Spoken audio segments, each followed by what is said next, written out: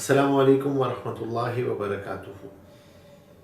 It's my great honor to be in a IBS CEIF. We will discuss today the importance of Islamic law of contract in normal Muslim life. Islam gives us a paradigm in which the one side is that I am a slave of Allah. This is my pivotal role which I need to follow in every part of life. But there are two different obligations which I normally face. One is that I am the slave of Allah, so I have to follow some rituals which we call ibadat. And along with these ibadat, there are other area of life is also where I deal with other human beings who are around me. So when I'm dealing with others, this area have also some rights and obligations. When I was performing ibadah rituals, that area also had some rights and obligations. Ibadat have a different rights and obligation which is called huququllah. And when I'm dealing with people, that is called huququl ibad, that is called muamalat. In these muamalat, when I'm dealing with others, I have to go through from different areas where I have to go through from different contracts also. Life contracts also, like marriage is a contract. When I'm doing with others, the marriage is a contract. In the same manner, when I'm dealing with others in 24 hours daily life, we do several contracts, selling, buying, taking things.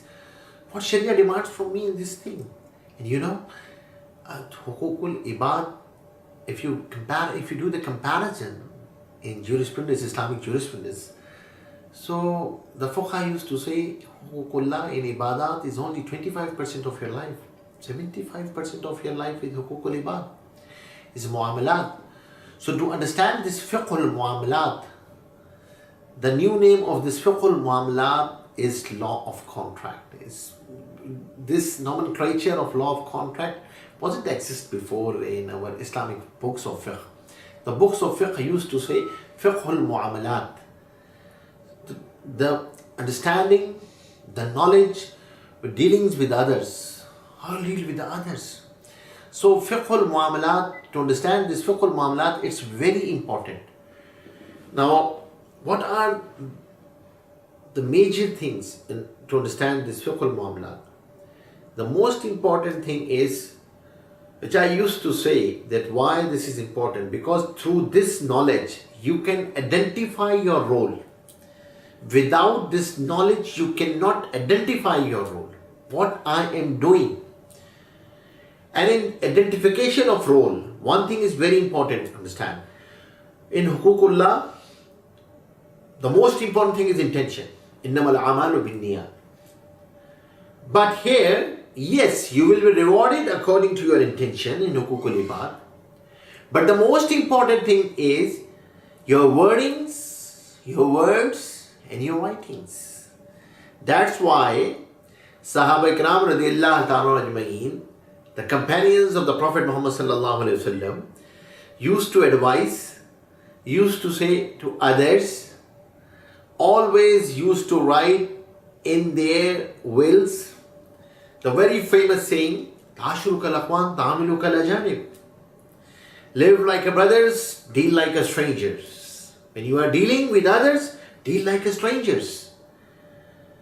And that's why Quran mentioned also, when the chapter of loan is mentioned in Quran, the chapter of qarz, so what mentioned? Writing.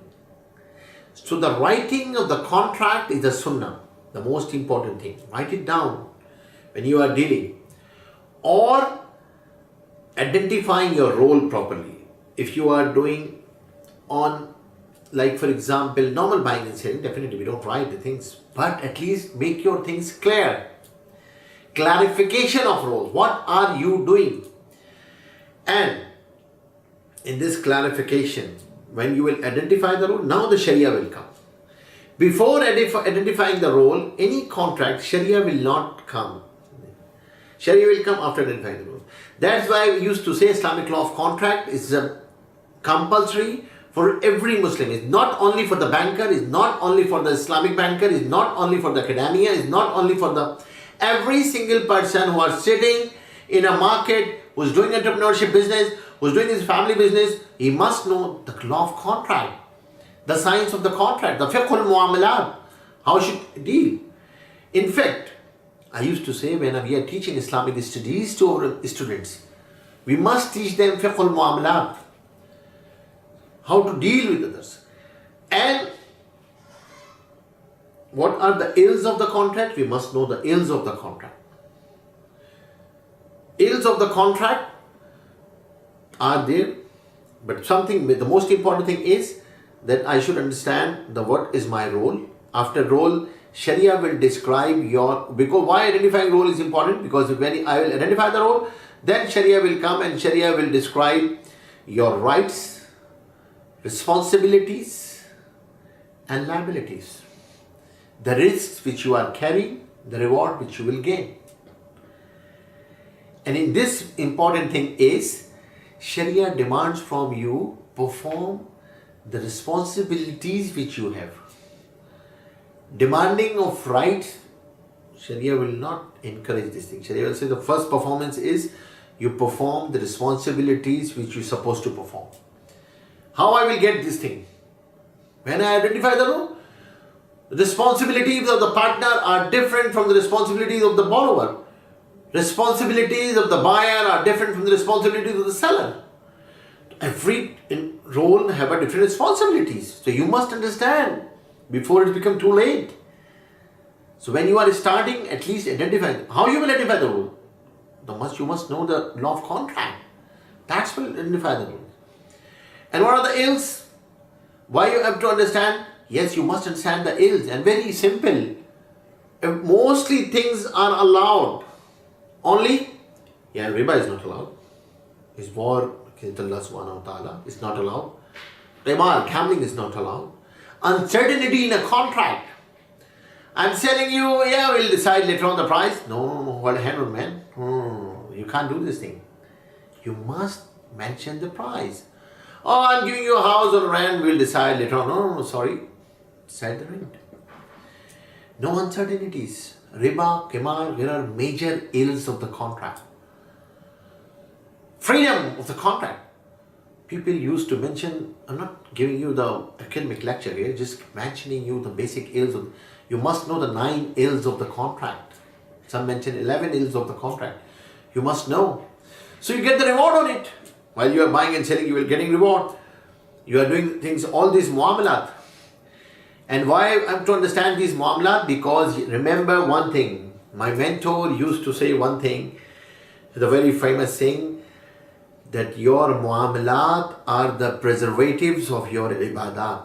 If you want to preserve your ibadat, then take care about your muamalat. Because people used to lose their ibadat just because of ignoring muamalat. Muamalat is very important thing. So to understand the muamalat, for example, even if I'm in a family business, even if I'm running a shop, even if I am renting a house, whatever I'm doing, there are muamalat. There is a commandment of Allah subhanahu wa ta'ala is there, and there is a practice of Prophet Muhammad sallallahu alaihi wasallam is there. To identify this commandment, to identify this practice, that's called contract. That's called the law of contract. The fiqh of law of contract. The foundation of law of contract. Just to identify in this single moment when I am doing, like I'm performing. This is the contract I'm doing, I'm performing. There is a commandment is there and there is a practice is there. Even if I'm a student, yes, there is a commandment is there. How you listen your teacher. Even where your gaze should be, where you want to see. When the teacher is teaching, where you have to see. Even if these simple tiny things are mentioned.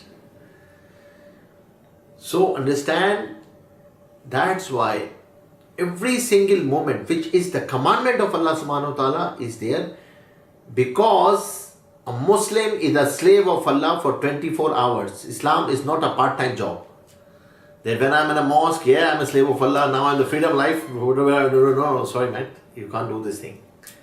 24 hours you are a slave of Allah subhanahu wa ta'ala.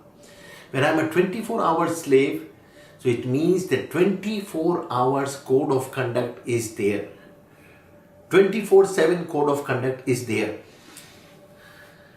To identify these roles, to find out this code of conduct, that's called law of contract. So you must understand law of contract. You must read it, and to understand this law of contract, how reward you will get it, how much reward you will get it. You know, even if the one chapter of this muamalat,